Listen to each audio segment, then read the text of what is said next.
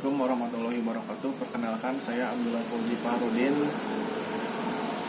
non-reguler semester 2 Universitas Surya Kencana. Hukum pidana merupakan hukum publik yang mengatur antara individu perorangan dengan negara. Hukum pidana dibagi menjadi hukum pidana material dan hukum pidana formal. Hukum pidana material adalah keseluruhan peraturan yang memuat larangan atau keharusan dan bagi melanggarnya diancam dengan pidana.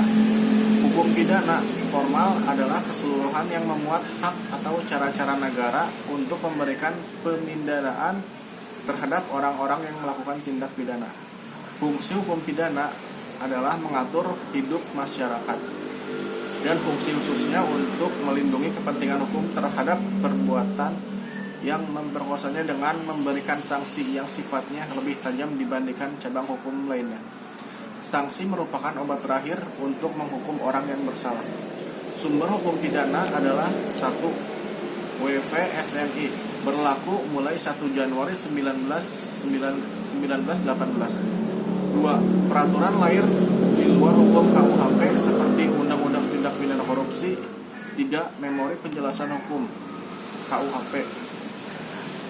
4. Hukum pidana adat atau hukum pidana tidak tertulis.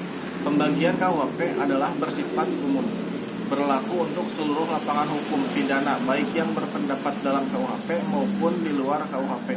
Diatur dalam buku 1 pasal 1 sampai 103.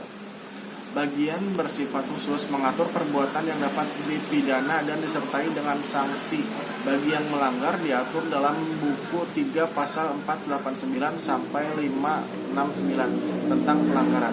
Berlakunya hukum pidana menurut waktu didasarkan pada asas legalitas. Dalam KUHP diatur dalam pasal 1 ayat 1. Dalam KUHP pasal 1 ayat 1 terdapat 2 konsekuensi.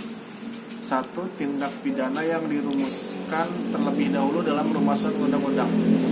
Tindak pidana yang diatur dalam KUHP tidak dapat dipidana. Larangan menafsirkan dengan analogi. 2. Peraturan harus ada sebelum tindak pidana.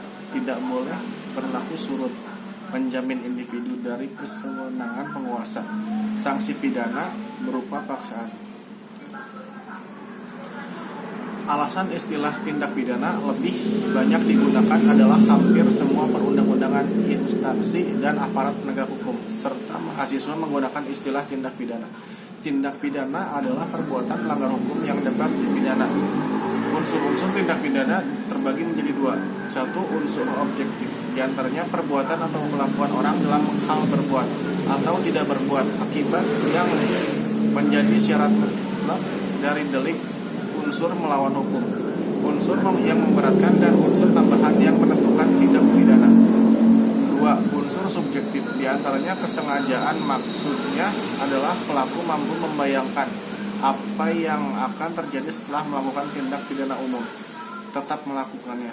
Kealpaan, maksudnya suatu macam kesalahan si pelaku tindak pidana yang tidak seberat seperti kesengajaan, yaitu kurang berhati-hati, sehingga akibat yang tidak disengaja terjadi. Niat adalah keinginan pelaku. Tindak pidana memiliki pengertian yang luas, terdiri dari 1. Bagian delik, diantaranya meliputi terdapat dalam rumusan delik.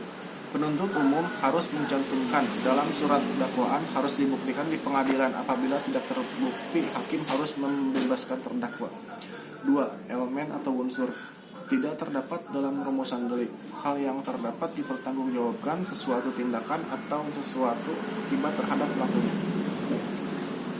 Terhadap akibat yang timbul dalam yang disahkan berdasarkan kesengajaan atau kealpaan harus dianggap dan disyaratkan dalam rumusan delik. Sejarah berlakunya KUHP di Indonesia dimulai dari WVS Belanda melalui pasal 75 RRJ pasal 131 IS sejak 1 Januari 1918 berubah menjadi WVSMI. Selanjutnya melalui Undang-Undang Nomor 1 Tahun 1946 menjadi KUHP. Alasan dilakukan pembaharuan KUHP adalah 1. Alasan politis.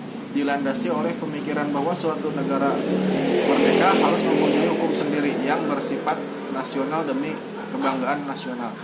Alasan sosiologis menghendaki adanya hukum yang mencerminkan nilai-nilai kebudayaan dari suatu bangsa.